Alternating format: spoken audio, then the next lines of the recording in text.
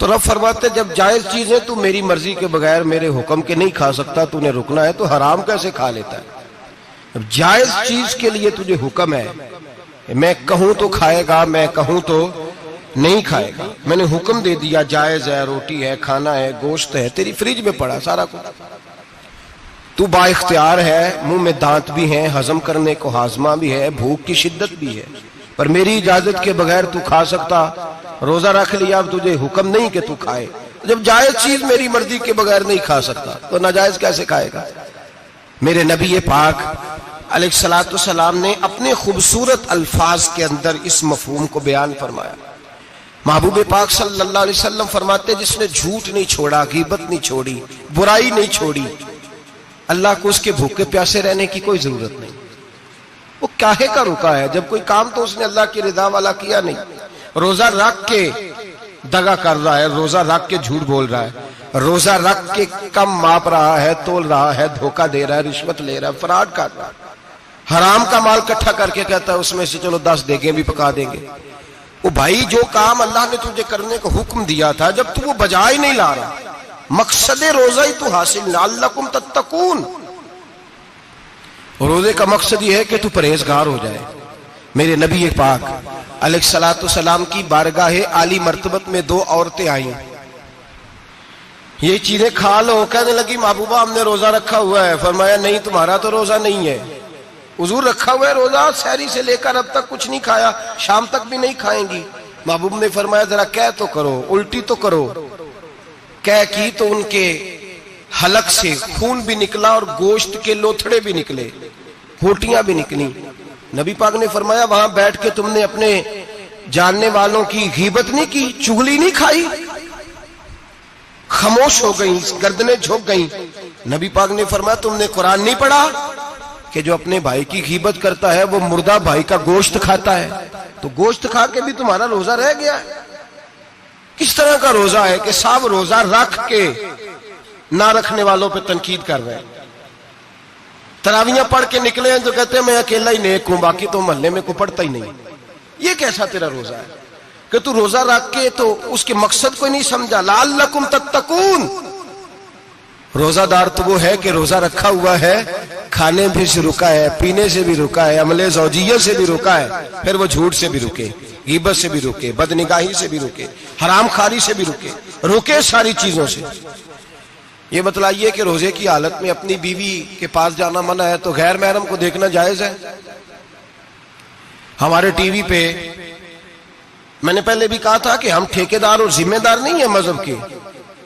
یہاں ہمارے آنے سے پہلے بھی کوئی بیٹھا تھا، ہم مریں گے تو یہاں ہم سے بڑے بڑے نیک لوگ بیٹھیں گے، کوئی بندہ ذمہ دار نہیں ہے۔ بڑے بڑے کج کلا، صاحب جبہ و دستار، بڑے بڑے صاحب بصیرت، آئمہ، فقہاء، علماء، زعماء، نقباء، صوفیاء، اولیاء، غوث، کتب، ابدال، اوتاد، کتب الاقطاب، جانے کون کون آئے، علماء آئے، مفسرین آئے، محدثین آئے، گزر گئے۔ ہم تو خاک نشین لوگ ہیں، تھوڑا کام کرنے والے، تھوڑی صلاحیت رکھنے والے۔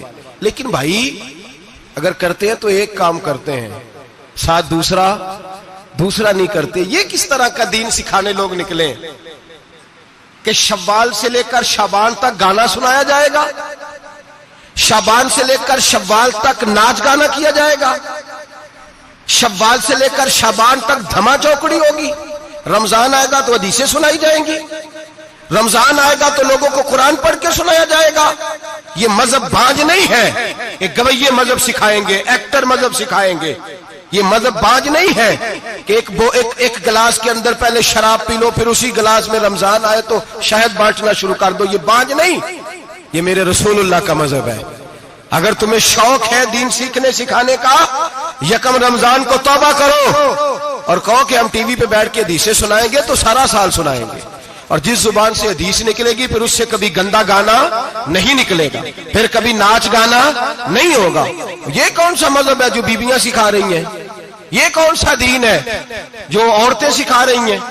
میرے رسول پاک صلی اللہ تعالی علیہ وآلہ وسلم کا وہ مذہب ہے کہ میرے اعلیٰ حضرت فاضل بریلوی رحمت اللہ علیہ نے فرمایا مرد کے لیے جائز نہیں کہ وہ عورت کی زبان سے میلاد بھی سنے، نعت بھی سنے، مرد کے لیے جائز نہیں مرد کو مرد سکھائے گا، عورت سکھائے گی تو عورتوں کو سکھائے گی۔ بے شک آپ سویرے فتویٰ دیجئے کہ چھوٹی سی مسجد میں بیٹھ کے، چھوٹے سے کونے میں بیٹھ کے چھوٹا سا مولوی، اور وہاں تو اتنے اتنے بڑے مفتی ٹی وی پہ بیٹھے ہوئے ہیں، وہ غلط ہے تو صحیح ہے کیسے ہو گئے؟ سنو، میرے نبی پاک علیہ الصلوۃ والسلام کے مذہب کا حسن یہ ہے کہ اسلام کہتا ہے ایک نظر بی بی کو دیکھا کسی نے غلطی سے تو معافی ہو جائے گی، دوسری نظر شہوت سے دیکھا تو حرام ہے اس کے لیے، وہ پاکستان کا مولوی ہو یا سعودی عرب کا شاہ ہو، کسی کے لیے عورتوں کے بیچ پھرنا اٹھنا بیٹھنا جائز ہے؟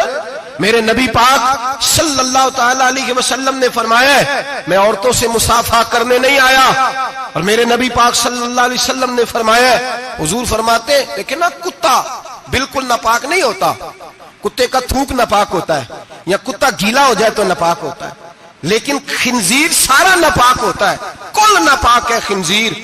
نبی پاک نے فرمایا خنزیر بھی ہو اور گند میں لتھڑا ہوا بھی ہو، پیشاب میں لتھڑا ہوا ہو، گوبر میں لتھڑا ہوا ہو، پخانے اور فضلے میں لتھڑا ہوا خنزیر ہو، اس کا جسم تیرے ساتھ ٹکرا جائے تو اتنا برا نہیں جتنا غیر محرم عورت کا وجود تیرے ساتھ ٹکرا جائے تو برا ہے۔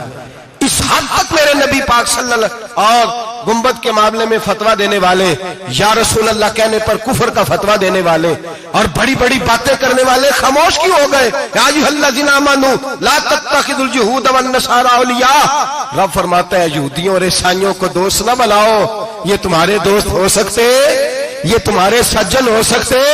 جب عرش کا مالک کہہ رہا ہے سجن نہیں ہو سکتے تو دوستی کی بات کیسے بڑھا رہا ہے؟ یا رسول اللہ ہمارے سجن کون ہو سکتے ہیں؟ فرمایا تمہارا دوست وہ ہو سکتا ہے جو محمد عربی کا غلامی کرنے والا ہو، جو رسول اللہ کی نوکری کرنا ہو دوست ہوگا، دوسرا دوست ہو سکتا؟ کوئی ایکٹر مذہب نہیں سکھائے گا، کوئی گویہ مذہب نہیں سکھائے گا۔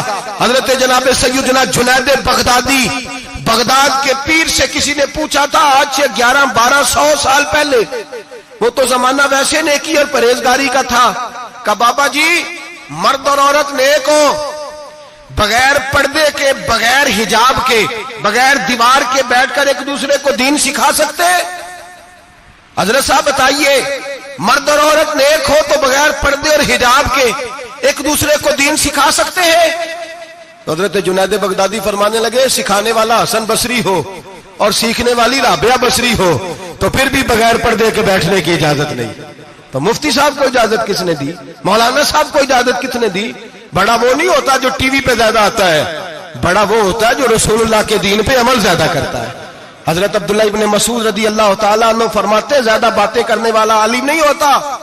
حضور پھر عالم کون ہوتا ہے؟ فرمایا پڑھو قرآن، انما یخشی اللہ من عبادہ العلماء، فرمایا بڑا عالم وہ ہوتا ہے جو اللہ سے زیادہ ڈرتا ہے، اس لیے کہ رب فرماتا ہے میرے بندوں میں سے جو عالم وہ ہیں جو اللہ سے زیادہ ڈرتے ہیں، خوف رکھتے ہیں۔ تو میرے بھائی رمضان المبارک میں بچنا ہے، پرہیز کا وقت ہے، تو کوئی شخص بھی کوئی شو نہ دیکھے، میری منت ہے آپ حضرات، کوئی شو نہ دیکھے۔ عورت کا تو پردہ ہے تو ہمیں تو تماشے پہ لگا دیا گیا، عجیب قسم کے ایکٹر آ گئے اور مذہب سکھا رہے ہیں۔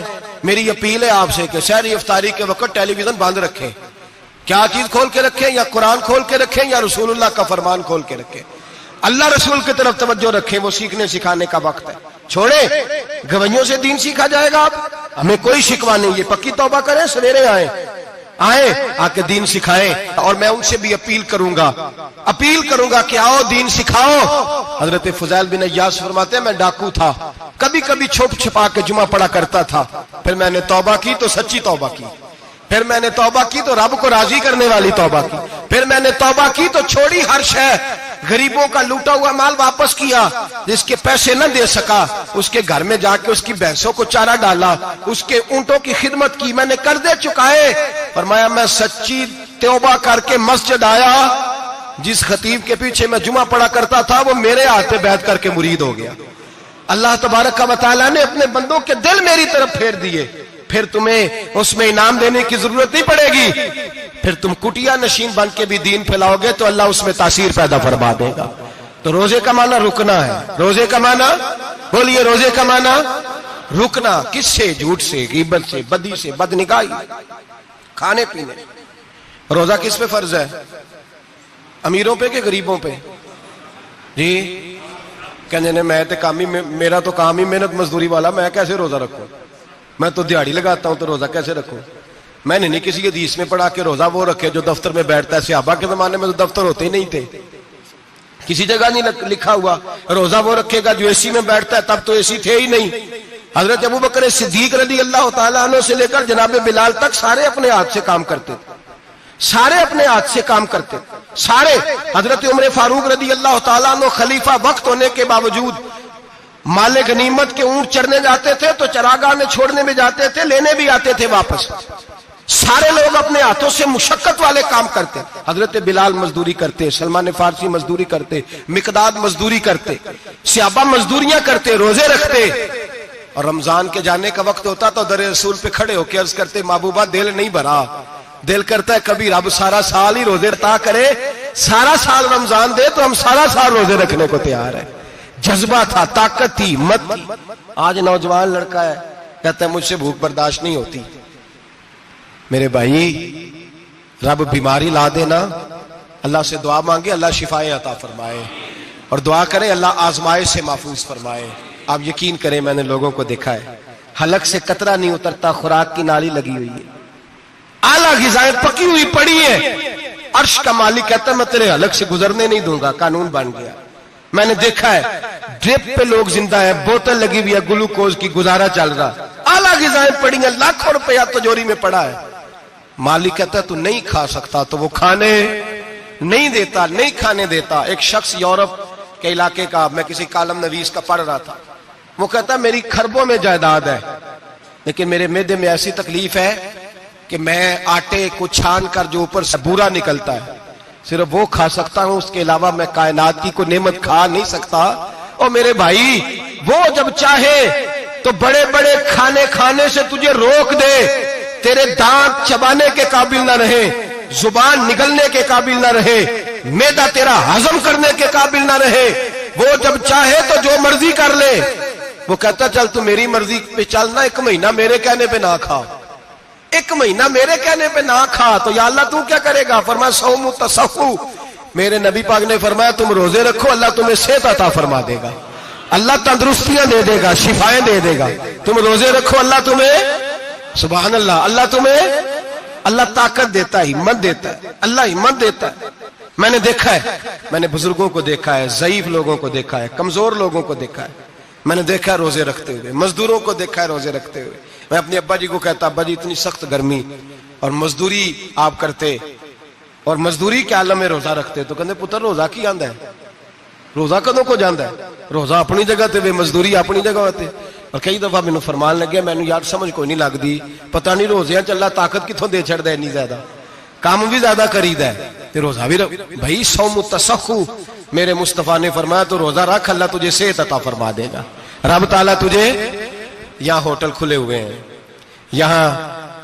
یہاں عجیب حالات ہیں, ہوٹل کھلے ہوئے ہیں, لوگ بہانے ڈھونڈتے پھرتے ہیں, کہتے ہیں کٹ لگ گیا تھا, ذرا تھوڑا سا خون نکل آیا, سنی پلاس لگائی ہے تو روزہ نہیں رکھا, یہ ذرا مجھے تھوڑی دقت ہو گیا تو میں نے روزہ نہیں رکھا, کھانسی لگ گئی ہے تو روزہ نہیں رکھا. او خدا کے بندے, روزہ تو نعمت ہے. اور سبحان اللہ, میرے نبی پاک نے فرمایا لکل شیء زکات و زکات الجسد الصوم.